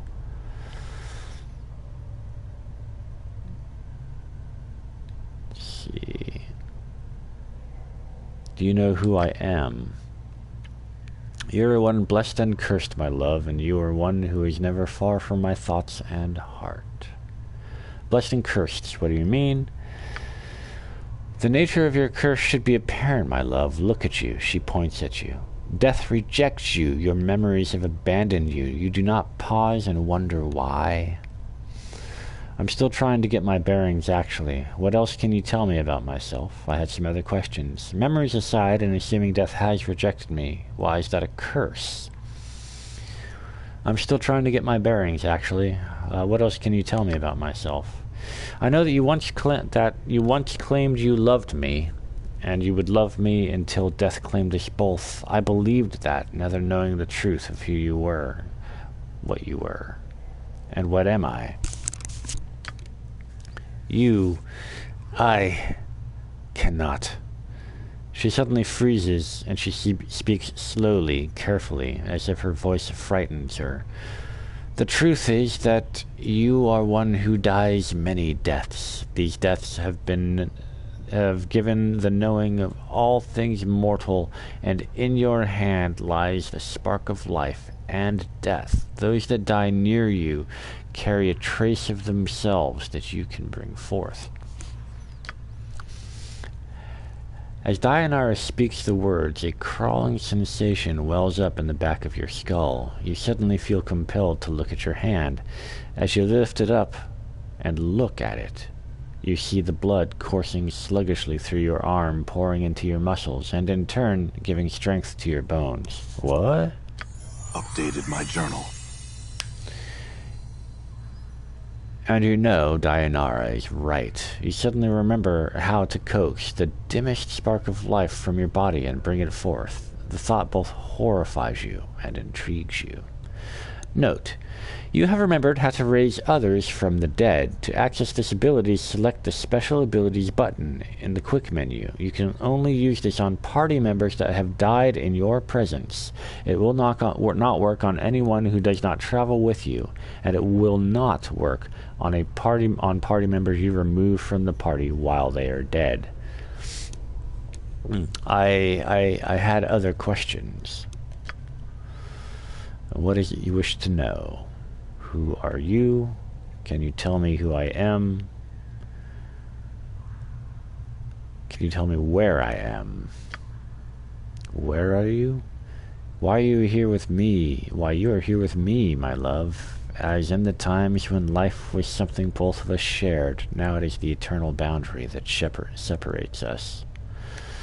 Okay, I had some other questions. I need to escape this place. Can you help me? Leave? Dayanara's voice drops to a hiss and then rises again. Leave? You ask me, who am trapped here because of you, how to leave this place?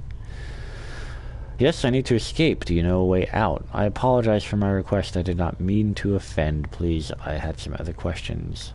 Dayanara, I'm in danger. Can you guide me to a place of safety? I shall return as soon as I can to speak with you again. Probably not, though. In danger? Dayanara looks concerned. Of course, my love. I will aid you any way I can. She closes her eyes, and for a moment, and you watch an ethereal zephyr pass across her body, stirring her hair. After a moment, the zephyr dies, and her eyes slowly open. Perhaps there is a way. Yes? I sense that this place holds many doors shrouded from mortal eyes. Perhaps you could use one of those portals as a means to escape. Portals. Portals are holes in existence, leading to the destination in the inner or outer planes. If you could find a proper key, you could escape through one of them. A key. Dayanara pauses for a moment as if attempting to remember. Portals will reveal themselves when you have the proper key. Unfortunately, these keys can be almost anything: an emotion, a piece of wood, a dagger of silvered glass, a scrap of cloth, a tune you hum to yourself. I fear that the dustmen are the only ones who would know the keys you could use to leave their halls, my love. I see. Then I shall ask one of them. Farewell, Dayanara. Hold a moment. I learned much when I traveled with you, my love, and what you have lost I have retained. I have not divulged all that I know of you. My sight is clear, whilst you fumble in darkness for the spark of a thought. Whatever you know can wait. What could you possibly say that would be of interest to me? And what is it your sight sees that I do not? Time itself relaxes its hold as the chill of oblivion slowly claims us, my love. Glimpses of things yet to come swarm across my visions. I see you, my love. I see you as you are now. And Dayanara grows quiet. Why are you suddenly silent? Has your ranting tired you? What is it? What do you see? I see what lies ahead of you. It ripples through the plain, stemming outward from this point. Shall I speak of what I see? Tell me. First I require a promise. Promise you will return, that you will find some means to save me or join me. I find it hard to believe that a woman I once loved would blackmail me. The price of such promise is too high. Lie. I swear I will find some means to save you and join you. I will make no promises. No promise, Spectre. Okay. Should I lie and promise to come back? Or should I tell the truth and promise to come back? I don't know.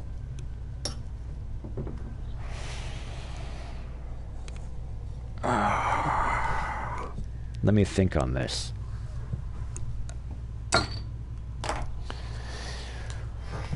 I cast Fog of Inspiration.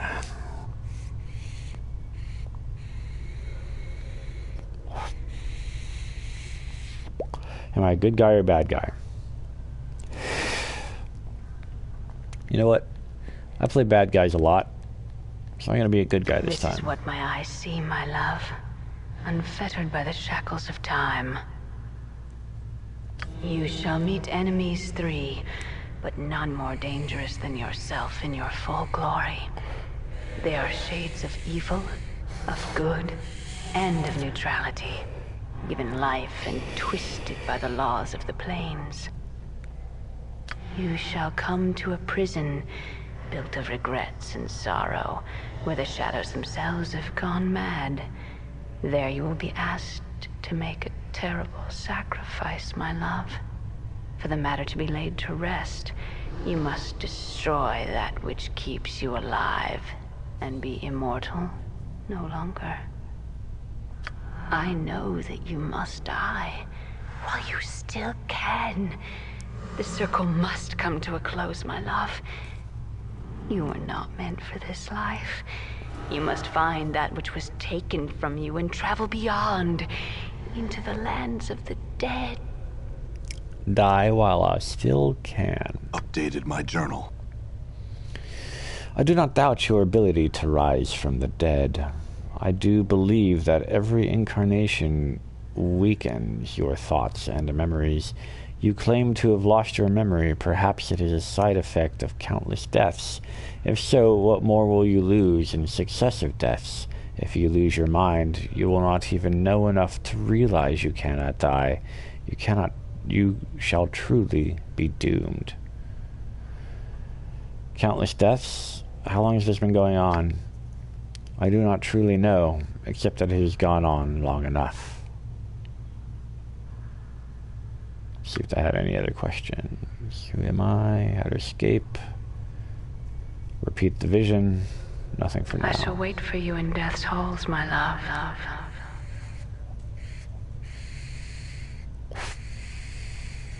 She smiles, but there is only sadness in it. She closes her eyes, and with an ethereal whisper, she fades. Mort, you back with me, Chief? You kind of drifted off there. No, I'm fine. Do you know who that spirit was? Spirit? Yeah, the spirit I was talking to, the woman. You were rattling your bone box with some woman? Where? Mort looks around, excited. What does she look like? She was right on top of the beer. Didn't you see her? No. You just kind of drifted out there for a while. You just stood there, statue-like. I was a little worried you'd gone addled on me again. No, I'm fine, I think. Let's move on. I feel stronger. Great, I leveled. Okay. Oh, shit. What's up? Done.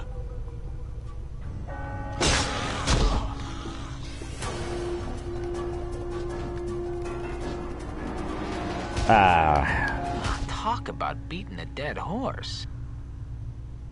Okay. You know, Chief, you snore. Really loud. What happened?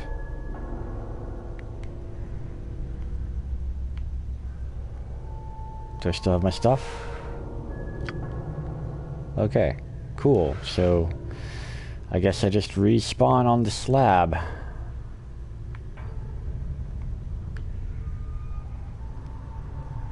Maybe things won't be hostile to me now?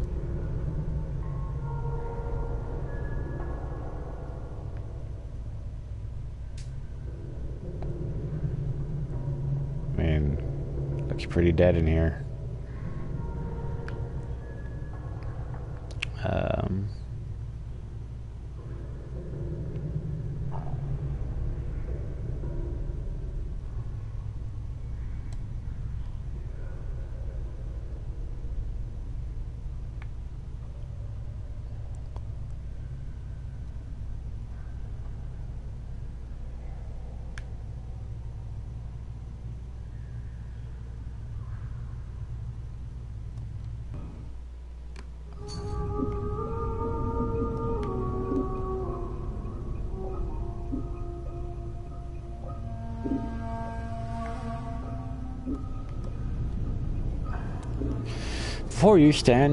Before you is a giant skeleton in ornate bronze armor. The armor has been bolted to the skeletal frame, and a series of elaborate symbols has been carved across the breastplate. You wonder where the skeleton came from. You weren't aware they made humans in this size. The huge blade in its hands looks like it weighs as much as a wagon cart. Mind if I hold that? You might get tired of holding it. Examine the skeleton carefully.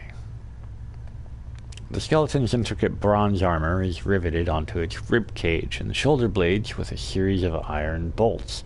As you study the frame behind the armor, you notice the same bolts are set into the skeleton's shoulder, elbow, pelvic, knee joints, and massive thick leather cords. The heavy knotted ropes run the length of the skeleton's arms and legs, woven in such a pattern they resemble muscles and tendons.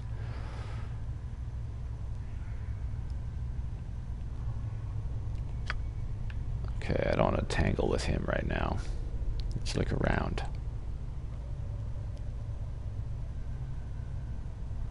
Odd symbols, plaque, screaming skull.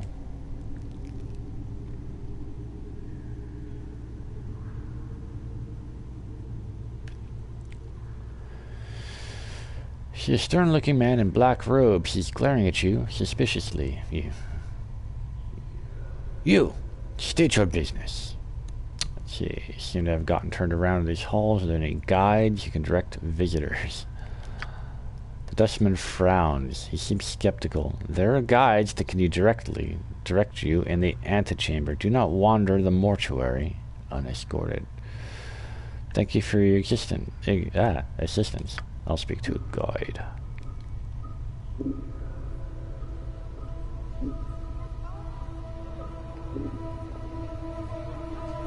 Updated my journal. The man turns his face to you and makes a slight bow. You suddenly notice his eyes aren't bloodshot so much as they have a red tinge to them. I'm Suego. How many, He seems to suddenly notice your scars in the corner of his mouth twitches. I'm sorry, Sarah, are you lost?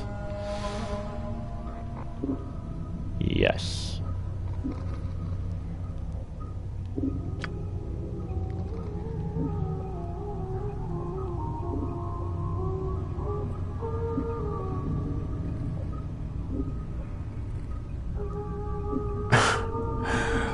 Okay, here are my options.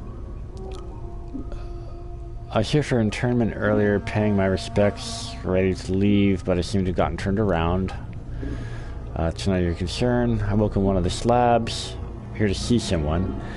I was here for an internment, but it seems to have been a mistake. Lean in as if to whisper, and then when he leans in, snap his neck. Let's see.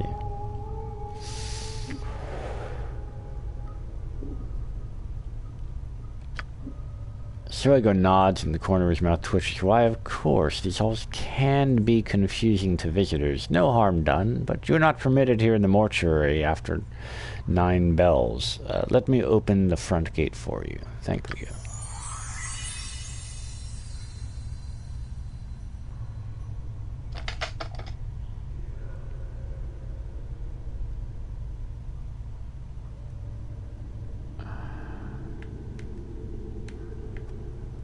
Thank you, Suego. I will leave now. Done.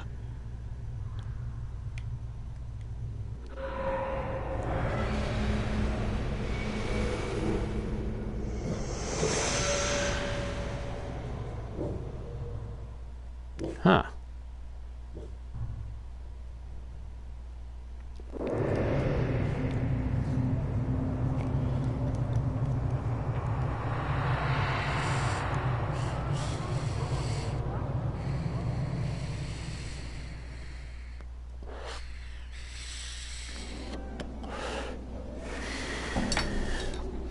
Alright guys, or guy, we're coming up on 2 hours in the stream now, so I'm going to call it for now, and we will continue our future adventures of Fuck It, Let's Play at another date.